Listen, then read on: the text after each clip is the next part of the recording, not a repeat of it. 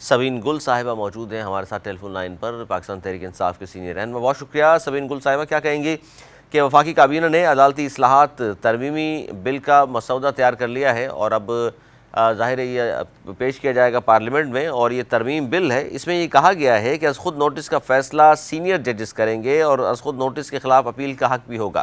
کیا کہیں گے آپ؟ بسم اللہ الرحمن الرحیم، السلام علیکم۔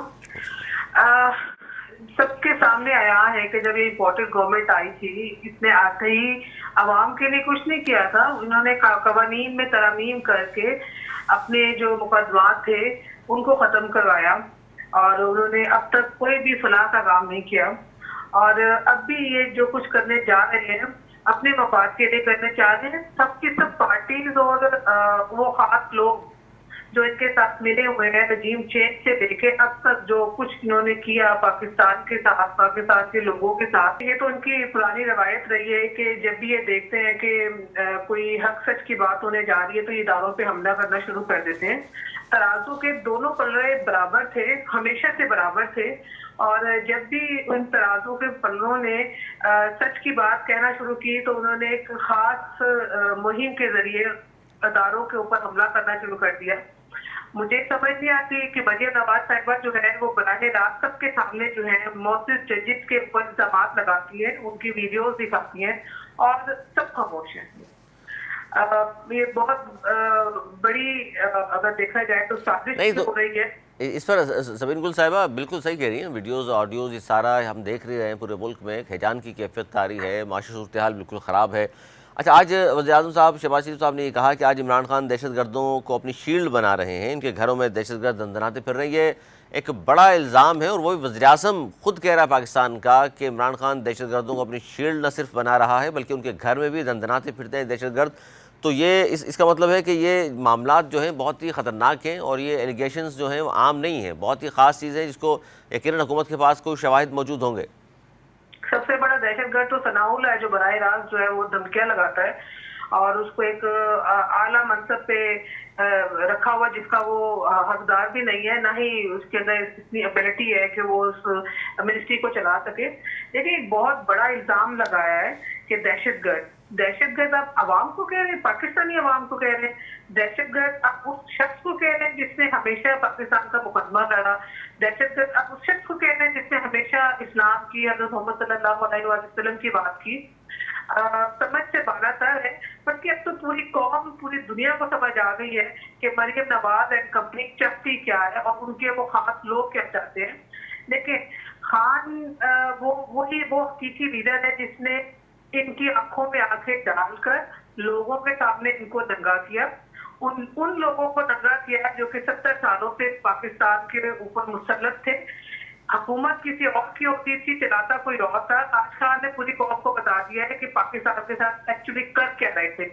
اب ہم ڈرنے والے نہیں ہیں، خوف کے بت تو ویسے ہم نے توڑ دیے ہیں۔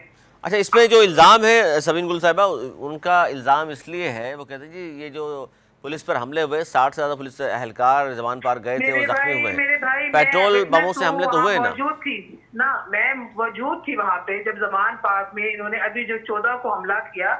پولیس ہمارے سامنے ایسے کھڑی تھی جیسے کہ ہم دہشت گرد، ہم کوئی انڈیا کے لوگ ہیں، ہم وہ پاکستانی نہیں ہیں، ہم پاکستانی عوام نہیں ہیں، اور وہاں ہم نے کچھ نہیں کیا، انہوں نے ہم پہ حملہ کیا۔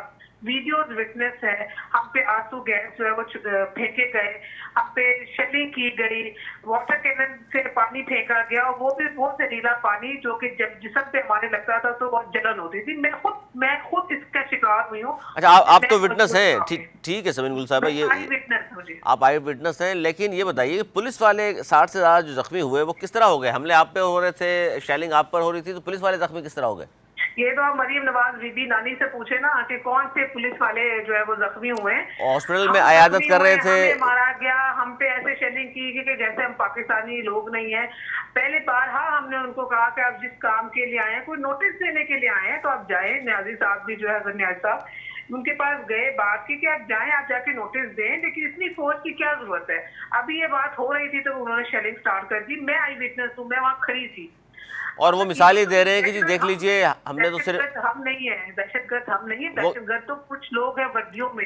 وہ اور جس طرح سے چار دیواری کا تقدس پامال کیا گیا، وزیر پرائم منسٹر، سابق پرائم منسٹر جو ہے وہ اپنی پیشی کے لیے جاتے ہیں اسلام آباد، اور پیچھے سے آپ اتنے ڈرپوک ہیں کہ آپ نے پیچھے سے اس کے گھر کے اندر حملہ کر دیا جہاں پہ ان کی مسز ہیں، اکیلی نسلی خاتون ہے، اور آپ وہاں حملہ کر کے سمجھتے ہیں.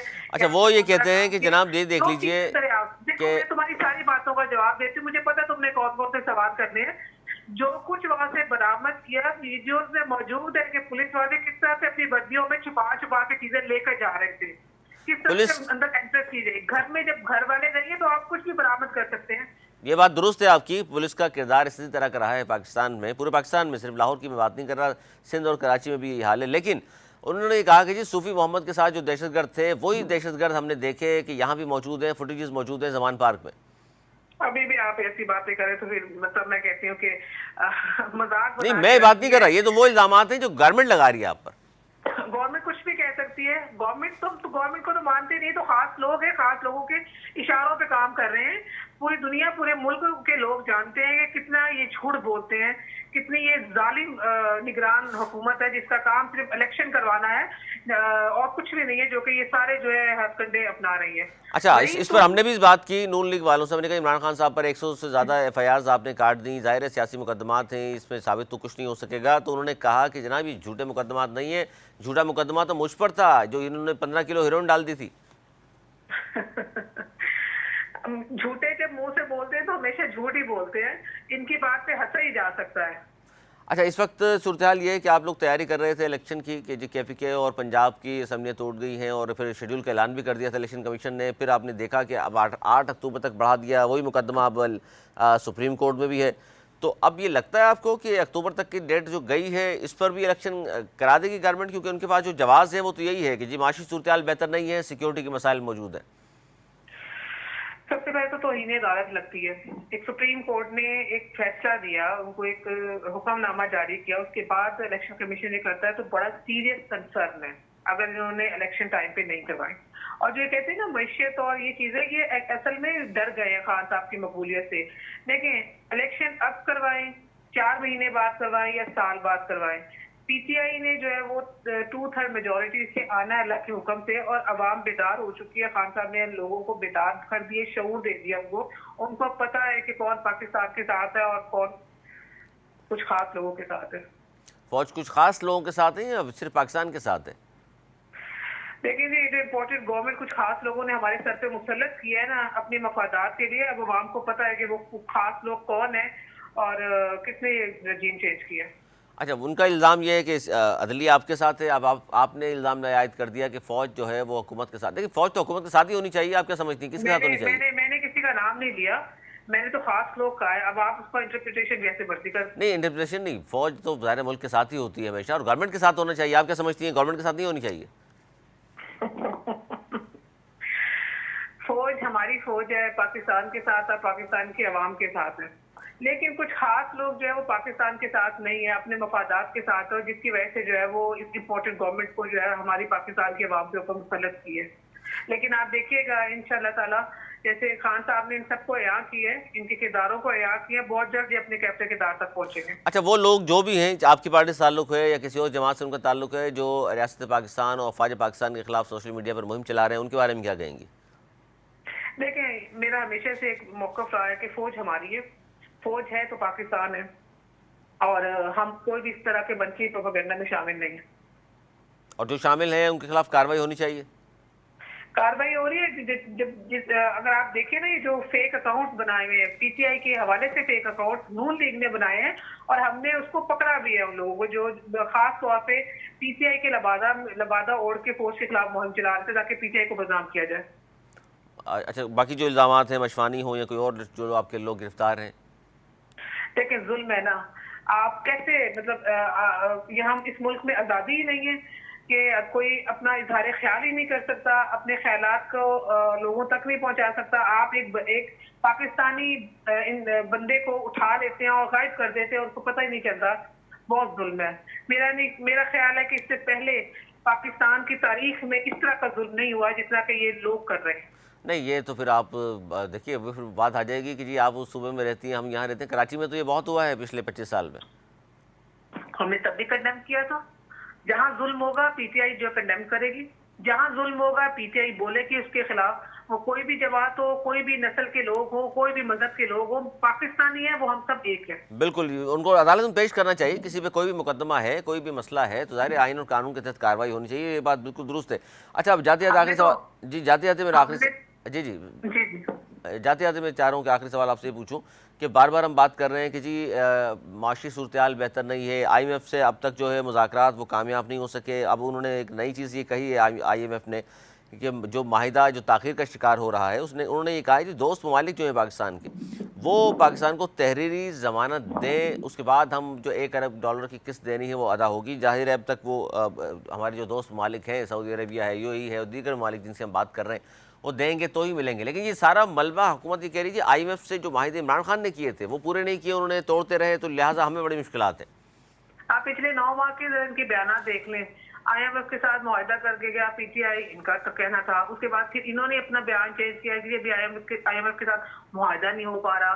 मतलब ये इतने झूठे हैं ना, किसी एक बात पे रुकते ही नहीं है।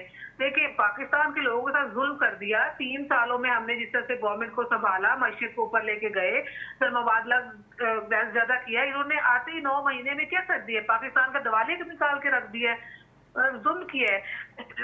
मेरी अगर मैं अपने तालिब इल्मी का इल्म देखूं कि पिछले 70 सालों में इतना जुल्म नहीं हुआ जितना इस 9 महीने में इन तमाम इंपोर्टेड गवर्नमेंट और उन खास लोगों ने कर दिया पाकिस्तान के लोगों के साथ। उनका कसूर क्या था कि खान साहब ने जो है पाकिस्तान का इमेज पूरी दुनिया में बेहतर कर दिया था। कसूर ये था कि खान आंखों में आंखें डाल के बात करता था। कसूर ये था कि उसने एब्सोल्युटली नॉट कहा था अमेरिका को। कसूर ये था कि ग्रीन पासपोर्ट की इज्जत करना शुरू कर दी थी।